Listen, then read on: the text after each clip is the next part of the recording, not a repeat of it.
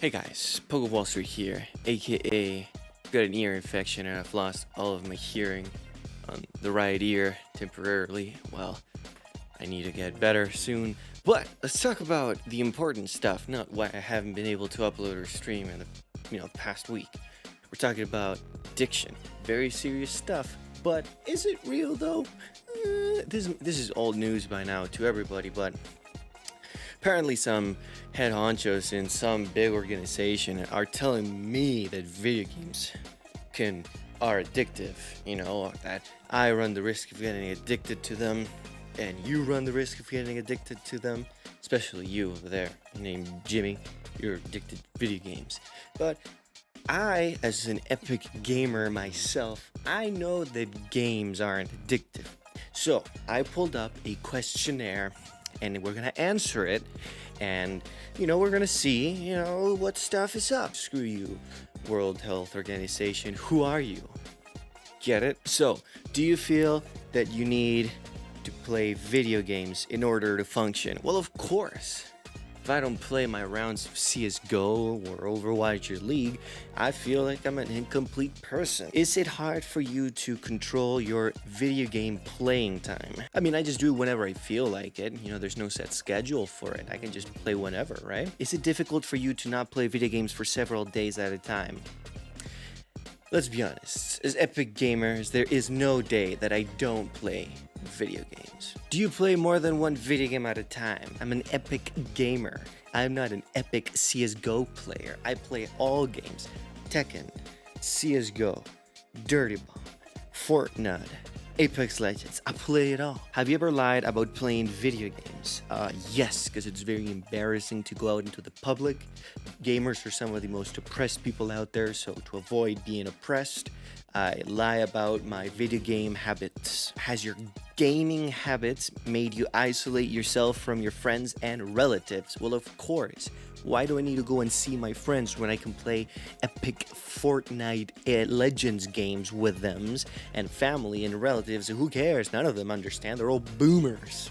Do you hide your video game playing time from your friends or relatives? Well, duh. Answering the last question, of course I do.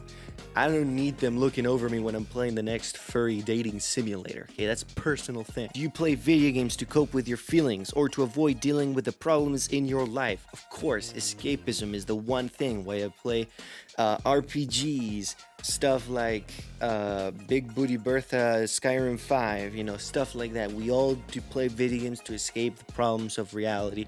Why face my problems when I can just not? Does your video game usage ever cause you to feel guilty, worried, trapped, lonely, sad, depressed, or hopeless about the future?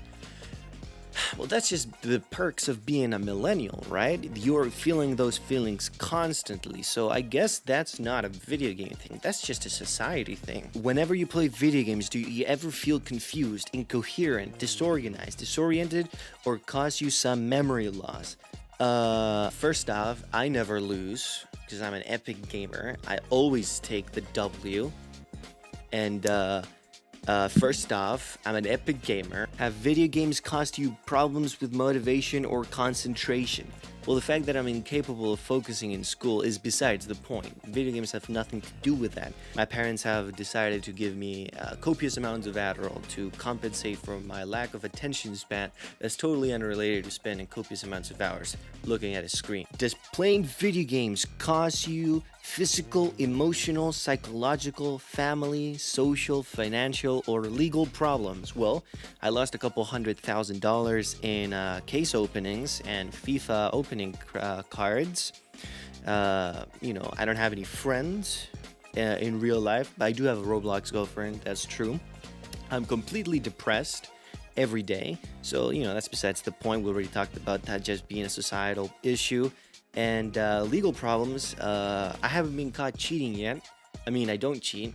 Nobody cheats in CSGO. It's one of the cleanest games out there. So I'm not going to get sued yet. Have your loved ones ever complained that your video game use is damaging your relationship with them? Or do they criticize you for your video game playing. Let's be honest, I don't care about any of my family members, so there can't be any damage to relationships if there are no relationships to begin with. Do you ever get aggressive when you play video games? Nope. As we all know, video gamers are some of the chillest dudes out there that never get angry. I never get mad at my teammates when I get flashed as I'm rushing B. I never get angry when they say rush B, no stop, and then I rush out. I get shot, and then my teammates all are stuck in tunnels, and then they all get Molotoved and die. I never get angry when a dude is spin botting out of nowhere and headshots me from a mile away. I never get angry with that. That's not infuriating at all. I never yell lag when I'm playing Tekken and a dude is lagging out of his mind doing some super easy predictable moves that I can't counter because of the incredible lag. That never happens to me. Has anyone ever suggested to you that you should go for a consultation to get help for your video game problem? First off, it's not a problem if you can quit whenever. Second off, it's not a problem if I don't want to quit because that's a choice that I make. Second off, no, I have no problems playing video games. So as I'm scrolling down to see the... Oh. Thank you guys for watching this video. That is totally legit, and I'm not, taking a copious amount of medication right now to deal with the ear infection. It is very loud ringing. It's really hard to sleep. I have to sleep upright. It's really painful all the time. I take a lot of things. It's good stuff, man. Thank you guys for watching Video Games, Epic Gamers. Addiction is not a joke. In a serious note, people can get addicted to almost anything. Patterns of behavior, food, feelings, people, places, anything. You can get addicted to almost anything. Some people do have addictive personalities or addictive tendencies, meaning that they easily get addicted to something. Some people look for an escape from their problems rather than, facing the hardships of it. Sometimes it's too hard to actually face. Sometimes they can't face it for whatever reason outside of their control. And video games themselves aren't addictive. Gambling and some sorts of video games can be addictive, or, you need to understand that whenever your brain releases a form of chemicals that make you feel in a certain way, some people enjoy that and they want more of it, and they'll find whatever is more available to them. So people would, whenever they go into the slot machines and win a jackpot, they feel good, they'll go again. They feel good, they go again. Feel good and go again. And at one point, they only feel good whenever they go there.